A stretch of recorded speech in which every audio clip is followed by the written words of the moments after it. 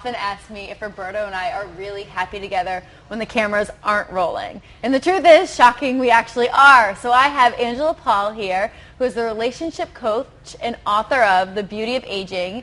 And she's here to discuss the secrets and strategies to achieve lasting romance. Thank you for joining us. My pleasure. So tell me about that. What do you need to have a great relationship, lasting romance? First, I think it's very important to have a friendship. Because, romance ebbs and flows. Sometimes you have up times, you have down times. But if you have a solid friendship, that will really help to cement the relationship and carry you through all of the inevitable ups and downs of life. So I think friendship and being each other's best cheerleader is really important. Absolutely. And I think that's where a lot of respect comes in. Absolutely. You respect your friends, therefore you respect your partner. And that's what keeps you tight. Yeah. And then you say to take time to share common interests, and that probably kind of blends into the whole friendship category. I think it's very important to have things that you enjoy doing together. That said, I also think it's very important to maintain your independence in a relationship.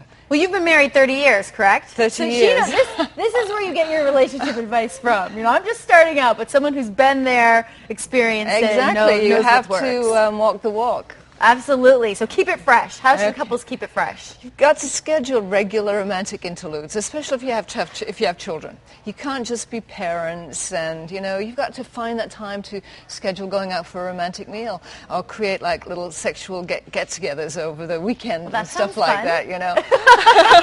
You've got to keep that sizzle and that spark alive. Because life can wear you down, and you don't want to just become roommates. Of course. So the friendship with the passion. You have to have the passion. You have to have the passion. You got to have the sizzle. Spice. Exactly. Keep that heat going, So what happens when things aren't going so well? Well, I think that when things are not going so well, you have to be able to trust that, if you really still have that connection, that you will come through the down times. And that's part of life, it's part of the relationship, But be able to keep talking and keep connected. And if you have that going, then you will be able to, we'll weather the storms. Open communication. Yeah, absolutely. Keep that communication going. So keep it tuned up, So in what ways you say that we should maintain our individuality within a relationship? How do couples get lost in that? I think, and especially it happens for women. Women tend to lose themselves in marriage and relationships more than men. So I would really say that women need to keep a separate identity, have friends that you see separate from your spouse, do, things that make you happy, have different hobbies, go out with your girlfriends and cherish your time alone. Just, really cultivate a separate identity and independence so that when you're together, you're two full people coming together, not these individuals who need each other to fill them up all the time. I completely agree. I think that's one of those things you sort of have a girlfriend who gets in a relationship or gets married and then you never see them and then anymore. They disappear, and they become anchored, they become like, Siamese twins joined at the hips. I don't think that's healthy. Yeah, no, absolutely not. So what do you think, how do you have to sort of keep the relationship in check going throughout? Because, things can be really great at the beginning, but you want to make sure things stay good long term. So do you recommend sort of checking in on your relationship? Absolutely. I think you need to make a conscious intention to say, like, once a week, let's sit down and really talk about what's going on. I mean, how you're feeling, is there anything bothering you? Is there anything that we need to discuss? Because one of the dangers in a long-time relationship is to keep putting things under the carpet. Because you know what happens?